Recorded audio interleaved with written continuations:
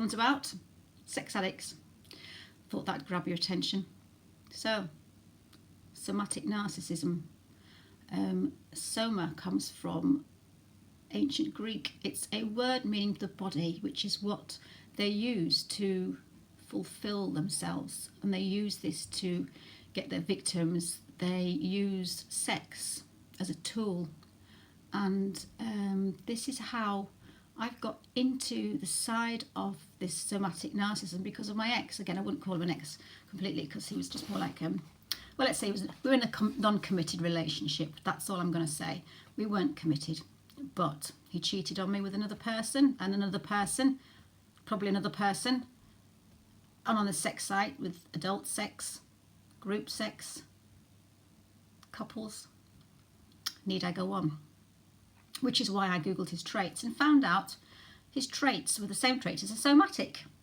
So, somatic narcissists, what are they exactly? Well, they're just the same as normal narcissists, but with a sex addiction. They love bomb for sex, they mirror for sex, they hoover for sex, they lie for sex, they cheat for sex, they discard for sex. Well, they probably discard after the sex is gone because they probably worn you out to the point where you can't carry on, so they leave you for someone else. Somatics love to show off. They love to dress up. I used to always get told, oh, I can't wait to dress up when we go out.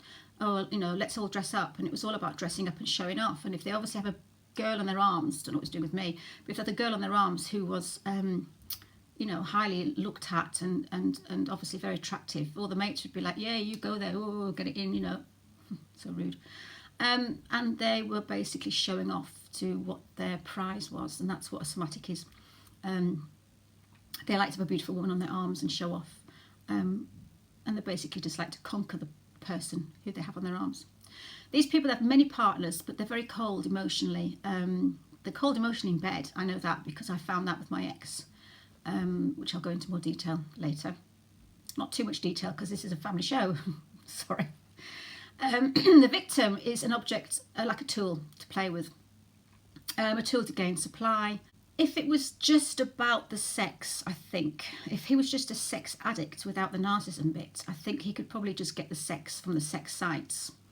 You know, go and have sex with all these randoms at his house like he did, and that would be it. But it's not, because obviously he had a girlfriend, he had me, he had another person online, and he seems to have a lot of conquests. So it's not a case of being happy with just the sex. It's about having control about people, having victims, having more supply, playing manipulation, playing mind games, playing one off the other, sitting on a messenger all night and messaging two girls at once, sometimes obviously getting the texts, the messages mixed up and sending me the wrong one and sending her the wrong one. It was a game. So it's not all about sex, really. It's the narcissism side of sex. It's the control, it's the manipulation.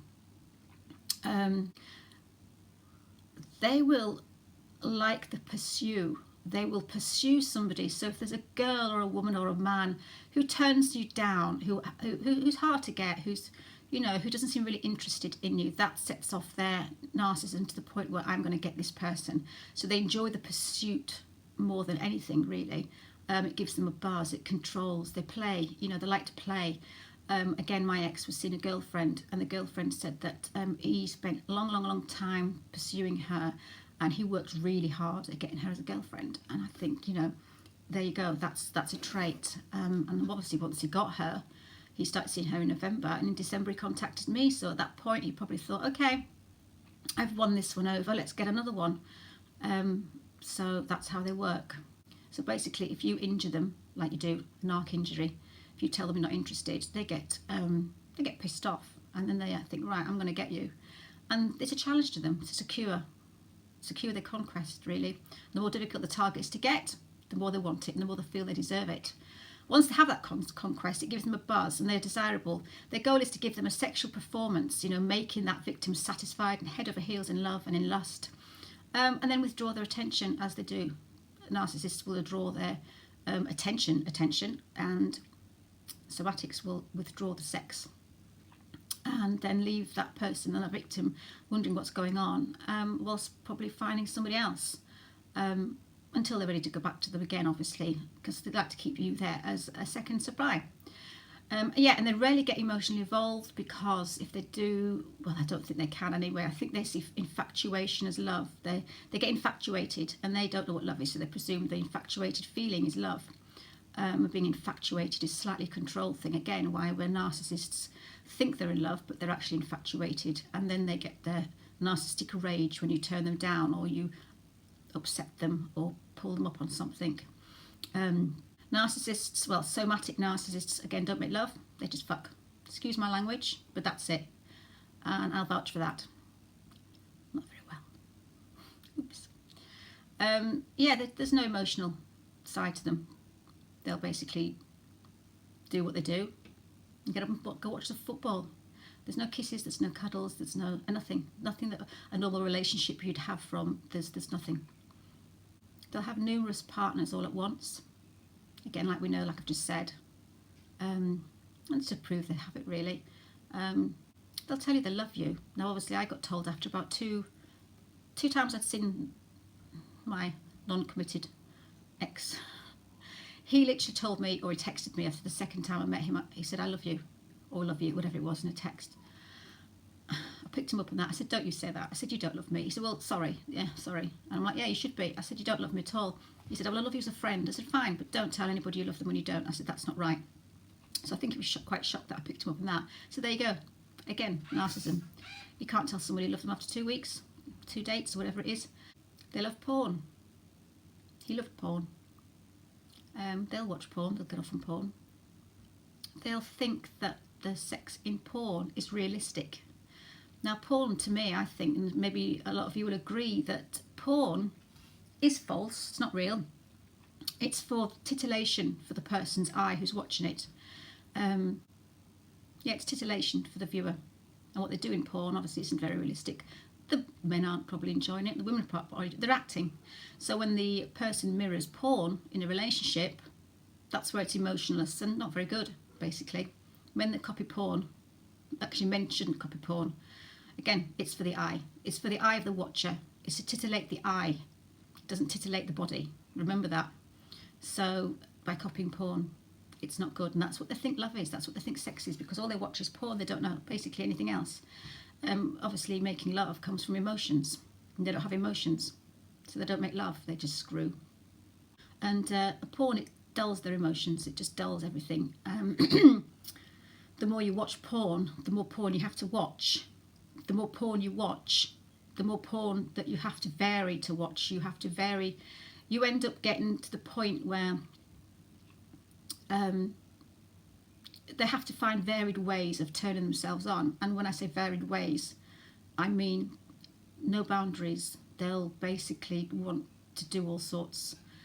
Taboo, maybe. I don't know. Whatever you think maybe is taboo, anything. They'll just do it.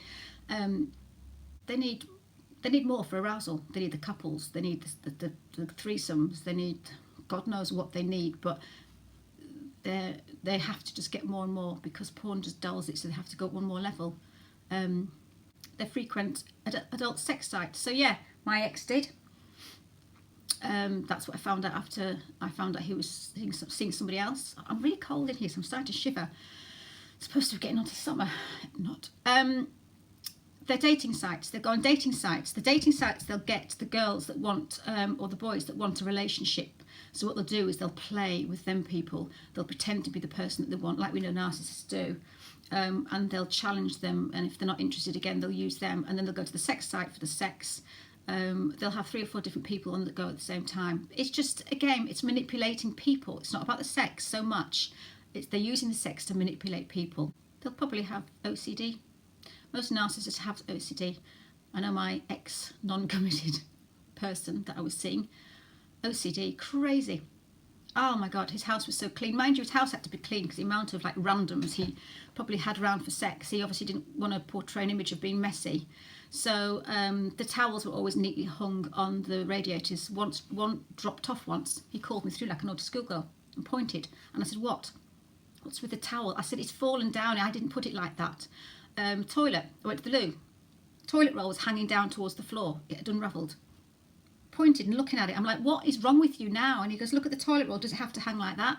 I got told off for not putting the kettle back. I got told off for not switching switches and plugs and lights. If I dripped a tiny bit of tea bag liquid after making a cup of tea, oh yeah, look at that, look at that.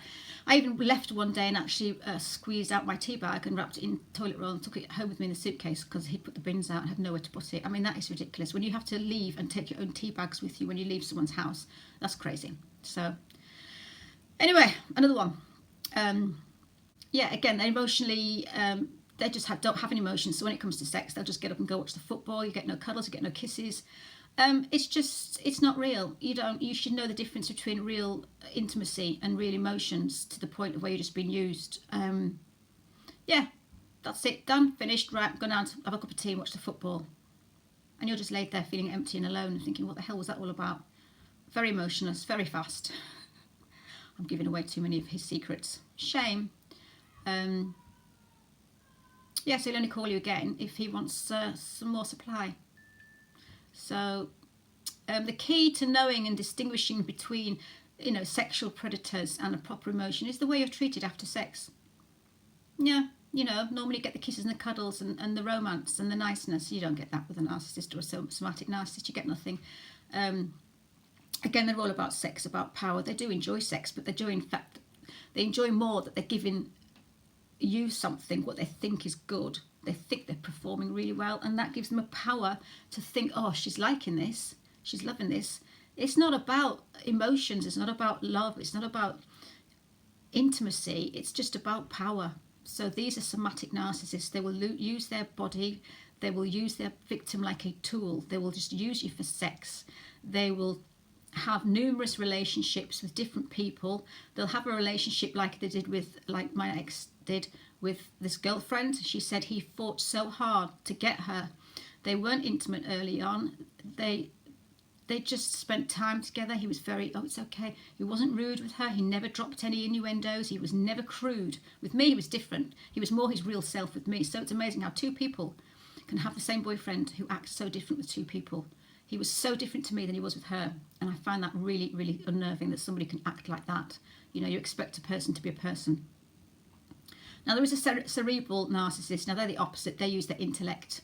They will show off. They will lie about what they do. And they're not interested in sex really at all. The only time they're interested in sex is if they've got a trauma in their life where maybe they're financially unstable or they're going through a divorce. They'll use sex at that point. So they'll go overboard. They'll indulge in sex and everything to kind of get past that section in their life. And then what will happen is when they've got past that section and the memory fades, they'll go back to being cerebral, which is just using their hand, basically, being alone and just trying to sort of show off about being intellectual, about being clever and having all sorts of diplomas and you name it. So that's the difference. I don't want to go in too much into the cerebral because, again, I haven't been with a cerebral, and maybe my next boyfriend might be. I seem to have everybody else. I seem to have had all the different types. I've had the hostage person kept me hostage, which one day I'll go into that. I've had the adulterer, I've had the narcissist, the somatic narcissist, the psychopath. I've had them all. It's just the cerebral and a murderer next, God forbid. It's also about their upbringing. If their parents have brought them up to sort of like say, you're going to get everywhere in life if you're intellectual, you've got to prove to us that you're intellectual, that you work hard, they'll tend to turn into cerebral. If their parents are sort of like, yeah, you get in there, you get as many birds as you want, and you work out in that body, mate, you make sure you pull, yeah, you're my lad if you pull, then they'll probably turn out to be somatics. It's all about the upbringing, really. Both of them do have cerebral and somatic sides to them, but they only come out at certain times. The somatic person, the somatic narcissist, will probably be somatic the whole time and have a little bit of cerebral in them at certain times of stress, and the same with the other. If they're cerebral, when they're going through stress, they'll probably turn into somatic. So they both have them, Jekyll and Hyde. That's where you get the Jekyll and Hyde from. But yeah, they're just not nice people to know. They have all the traits, again, of a narcissist. They will love bomb you, they will kind of project, they'll mirror, they'll devalue. They do everything, but their sex addiction is what they use to gain, to do everything. They'll mirror sex, they'll devalue you, and it's just horrific. So these people if it was just about sex and there were normal sex addicts without the side of the narcissist, they would just go to the sex sites and they would be happy with just the sex. Done. It's when they start doing all that and then having other people involved who don't know about that side. And I think that's the bit that got me, was I was lied to, and I was told that I was the only person he was seeing at the time. And again, I wasn't committed to him, so I don't really care. And I thought, if you do see someone else, just be honest and I'll step back. The decision was taken out of my hands. This man was seeing another girl. He was actually seeing somebody else on Facebook. He was seeing me, and he was on the sex sites. So obviously he had the non-committed, friends with benefit, I hate that word. He had the girlfriend that he was pursuing until he got his trophy. He had the sex site, and he was manipulating everybody. He was lying. Let me quickly tell you about one lie. Most people lie to cover up a mistake. If you're a dickhead, you'll just... he was going to send me a birthday card once, and most people, if they say they're going to send you a birthday card, they mean it. They probably forget to send you the birthday card, and then they'll lie and say, oh shoot, sorry, I think I got the address wrong. Now with him, he planned. He said, I'm going to send you 2 birthday cards, not just 1, 2. One to my work and 1 to my home. But what happened is he obviously planned not to do it. He just pretended. So it's like a presentation. He was presenting himself as this person that he wasn't. So he pretended to send the cards. Then when I queried where the cards are, he said to me, oh, what was the address? So I gave him the address. Oh dear, I've got the number wrong, such and such. Now I rung up the post office and they said, yes, you'd still get it. If you got one number in the postcode wrong, as long as the address was right, you would have got it, because obviously we're detectives. So I said, where is it? And he said, oh, I've got it, I've got the address wrong. And then later on, when I didn't know it, after that, he just said, I'm really, really sorry. I feel really bad for you not getting the cards. Most people would just drop the subject and think, got away with that. Thank God, I won't bring it up again. He spent 10 minutes playing the victim. I've got a lot on. My son's this. My mum and dad are sick. Val, please don't get angry with me. I'm like, I'm not angry with you. It's on your birthday card. He goes, no, but I've had a lot on. I'm so sorry I got this. I said, fine, it doesn't matter. I'm really sorry. I'm just so stressed at the moment. And it went on and on. I was like, I don't care about the birthday card.